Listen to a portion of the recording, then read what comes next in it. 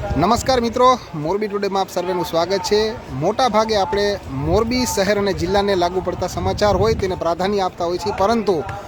હિન્દુઓના દેવસ્થાન કહી શકાય અને જ્યાં આપણી આસ્થા અને શ્રદ્ધા જોડાયેલી છે તેવી જગ્યાઓની જો વાત કરીએ તો સોમનાથ, દ્વારકા, પ્રાચી વગેરે જેવી અનેક જગ્યાઓ છે કે જ્યાં ન માત્ર ગુજરાત પરંતુ ગુજરાત બહારથી પણ ઘણા બધા હિન્દુઓ આવતા હોય છે અને ત્યાં પોતાની શ્રદ્ધા મુજબ જે આસ્થા મુજબ ત્યાં ધાર્મિક કાર્યો કરતા હોય છે। ખાસ કરીને આપણે અત્યારે અહીંયા જે પારસ પીપળો કહેવાય, મોક્ષ પીપળો કહેવાય, પ્રાચી તીર્થની જગ્યા ઉપર આવ્યા છીએ અને અહીંયા આપણે જ્યારે આવ્યા ત્યારે તમે જોઈ શકો છો કે અત્યારે તમે જે જોવો છો તે પ્રાચી પીપળો છે અને અહીંયા ઘણા બધા લોકો પોતાના પિતૃઓના મોક્ષાર્થે જે કાંઈ વિધિ કરાવતા હોય છે અને અહીંયા પીપળાને પાણી રેડીને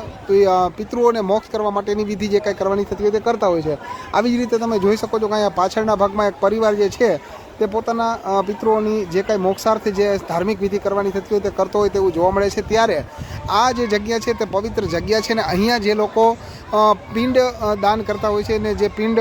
દાન કરવાનું હોય છે તે આ કુંડ જે છે તમને દેખાય છે આ કુંડની અંદર કરતા હોય છે। વાત અહીંયા એ છે કે આ જે જગ્યા છે આ સામાન્ય રીતે કુંડ અહીંયા આપણે આપણા પિતૃઓના મોક્ષાર્થે અહીંયા પિંડ દાન કરતા હોય છે ને આ જગ્યા ઉપર તમે જુઓ કે અહીંયા કપડાં ધોવાય છે, અહીંયા સાબુવાળા પાણી જે છે તે કુંડની અંદર જાય છે। અહીંયા તમે જુઓ તો વચ્ચેના ભાગમાં જાણે આ સ્વિમિંગ પુલ હોય તે રીતે બાળકો નાહી રહ્યા છે। આ વ્યવસ્થા નથી, આમ જુઓ તો ખરેખર આપણા હિન્દુઓની લાગણીને ઠેસ પહોંચે તેવું કૃત્ય કહી શકાય તેમ છે। ત્યારે અહીંનું જે કોઈ પ્રાચીનું જે કોઈ તંત્ર હોય, જેમાં ખાસ કરીને આ ગ્રામ પંચાયત વિસ્તાર છે એવું જાણવા મળ્યું છે, તો અહીંયા માનો કે સરપંચ હોય, સરપંચથી ઉપર જે કોઈ આવતા હોય, ટીડીઓ આવતા હોય કે મામલતદાર આવતા હોય કે એથી ઉપર કોઈ અધિકારી કર્મચારી આવતા હોય તો તેમના દ્વારા અને ખાસ કરીને બધા જ લોકોને ખબર છે કે મોટાભાગે જે લોકો સોમનાથ આવે તે તમામ લોકો અહીંયા પ્રાચી આવતા હોય ને પોતાના પિતૃઓના મોક્ષાર્થે ધાર્મિક કાર્ય કરતા હોય છે। ત્યારે આ જગ્યા કે જ્યાં આપણે આપણા પિતૃઓના પિંડદાન કરવાના છે તે જગ્યાએ આવું ડિટર્જન્ટવાળું પાણીને આવી રીતે સ્વિમિંગ પુલની જેમ લોકો નહાતા હોય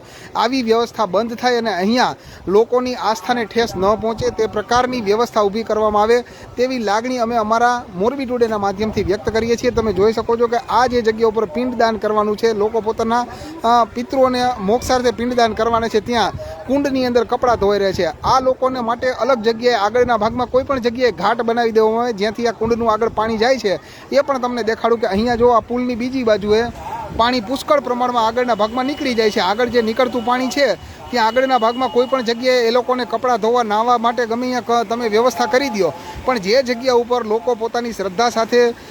પિતૃ કાર્ય કરવા માટે થઈને આવતા હોય છે અને ત્યાં જે પોતાના પિતૃઓના મોક્ષાર્થે તે લોકો